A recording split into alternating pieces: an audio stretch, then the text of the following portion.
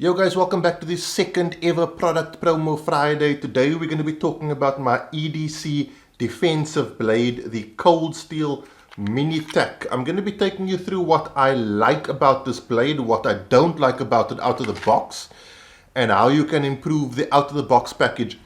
The Cold Steel Mini Tac is available from the Knife guy here in South Africa. Really inexpensive knife. It goes for like between 700 and 900. I've seen some places over 1,200, but at the Knife guy, you're looking at around 700 to 900 bucks.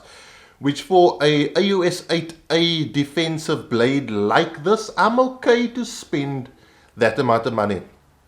When I was looking for a defensive blade, I wasn't 100% sure I want to run this because I hadn't prior carried a defensive blade, and I wanted to make sure it's something that wasn't too expensive, because if I ended up chucking it in the cupboard, not running it, it was going to cost me 3, 4, 5,000 rand, like some of these things do. So what is it about the Mini Tac that I like so much? Well, first off, the blade shape, the Tanto blade shape. Can you guys see that? I like the Tanto blade shape, especially for a defensive blade. The reality is, guys, is my camera straight? Let's just get that guy a bit straight.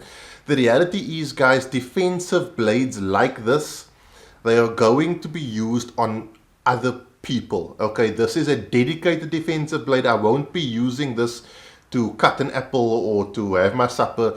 If needs must, then I will, but 99% of the time I would use my pocket knife, which ordinarily is the Benchmade Griptilian, for administrative tasks. This is a dedicated defensive blade. And as horrible as it sounds, it's for use on human beings or living beings. The Tanto blade shape is really good for getting in between things like ribs. So for example, if you were to puncture and reach a rib, the angled edge would either slide upwards or downwards in between. I know it's not nice to talk about, but that is one of the reasons I wanted a Tanto blade shape. The blade steel, as I said, is AUS 8A or AUS 8A blade steel. It's a Japanese blade steel. It's not the best, it's not the worst, it's easy to sharpen, but again, like I said, this is not something I'm going to be running for utilitarian purposes. I really liked the deep finger grooves. You see, let me see if I can get that. Do you see how much of my finger this finger groove encapsulates, whether it be my pinky finger or my index finger? A large portion of my finger goes into that groove. That means very little slippage. A lot of people like having finger rings, this sort of thing, on their blades, and fair due, I understand that it's a great option. My only problem is now I've got to put my finger in a very specific place, and I might not always be I might not always repeat that movement exactly the same way every single time. Also, the flat grip, can you see that? The grip is flat, right? What that means is a lot of surface area in the hand. So the blade does not rotate in your hand. There's a lot of flat edge grind kind of deal on the grips. Flat edge grind on the grips, that's a blade terminology. The grips are basically, like I said, they're flat. So they don't rotate in your hand at all. Once you've got the closed fist around it, it's in there. Also, you can close your fist around it. The blade doesn't come out past your thumb. So you can make a normal fist, a fighting fist, and have your hand closed around the blade. It's a really grippy texture. Let's see if I can show it to you. The texture is really grippy on these rubberized grips. Now, this blade comes with this sheath, which I think is a real shame. This is one of the things you're going to have to invest in if you do buy it. It's basically built as a neck knife, so you get the sheath with like this little chain, and you wrap it around your neck. But the sheath is a bit of a letdown, because what you want is this sheath to effectively stop there. You want that much of the blade sticking out so you can grip it. With the standard sheath, so much of the blade goes all the way in that you kind of have to grab it here, pull it, and it's tight, pull it, and then reacquire your grip. And it's fine. Look, Cold Steel, I don't think Cold Steel made, it's hard also to say. This sheath is not made as a defensive knife sheath. It's made as a utilitarian knife sheath. So maybe that was their planning. Also, it doesn't come with any kind of pocket clip. So again, I don't think this was designed and dedicated as a defensive knife. I think it's more of a utility knife with slight defensive application. I just don't see it as a dedicated defensive knife with the sheath. Or maybe the blade was, but the sheath definitely wasn't.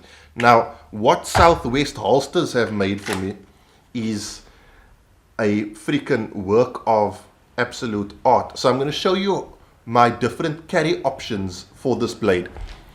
So where I carry this is on my hip, on my strong side. I like it because the same motion I would use to draw my firearm, I use the exact same drawing procedure to draw my defensive blade. That means it's a repeatable, practicable thing. I'm going to take the firearm off just for the sake of showing you this. So I can run it on my hip, gripping it with a reverse grip. If I then wanted to, I could do the exact same thing, flip the sheath over and run it. So let me keep my t-shirt out of the way. Run it using a saber grip. If I wasn't carrying my firearm, I could run it in the center inside the waistband, and this would be a saber grip, or this wouldn't, but that wouldn't make much sense. I could also run it appendix using the reverse grip. I could also, this is what I liked about this, why I love the sheath, run it on my weak side inside the waistband using a reverse grip, or somewhere like over here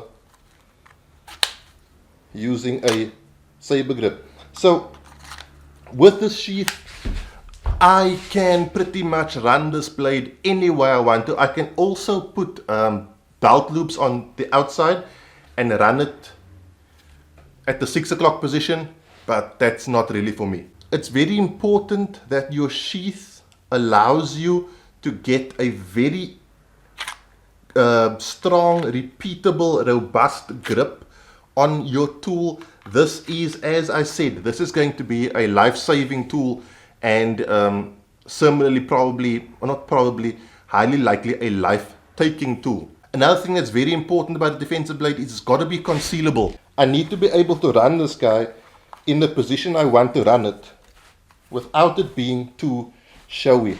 As you can see, with this, with my normal t-shirt on, sorry, it's losing focus on my hand. With my normal t-shirt on, you really can't see because the blade kind of tucks into your body a bit. Can you see?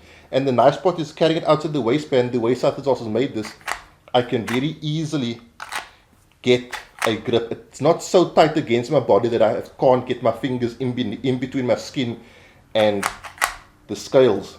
So perfect, exactly where it is. Draw stroke for my firearm is the same as the draw stroke for my blade.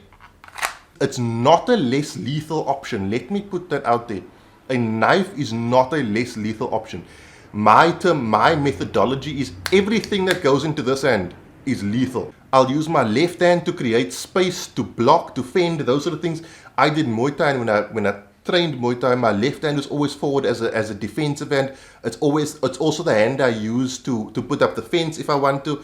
My right hand is always close to my body because that's where my tools are, and that's the hand that I am strongest with. So I want that hand to be running tools. I don't want a deadly weapon in my left hand which I'm super weak with, right? Because at the end of the day, the grip I have to get around that blade has to be super tight, and I have to be super capable with a hand that has that blade in it. The sheath, by the way, tight, but the moment it's released from its retention point, like literally just there, yeah.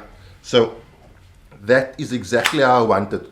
I don't want it to fall out, but the instant it's released from its retention point, I don't want too much friction. I want that guy to come out easily and clean. Southwest holsters for the sheath, hit them up. I'll leave them linked down below. Also, what I do like about this grip is if someone grabs my hand, if I have the mental wherewithal, I can bring the blade into the inside and start working that. I don't know how well that's showing up to you guys. The blade, as always, is insanely sharp. This guy will slice through skin and artery, etc., etc., without too much struggle. So My personal choice for a defensive blade might be different to yours.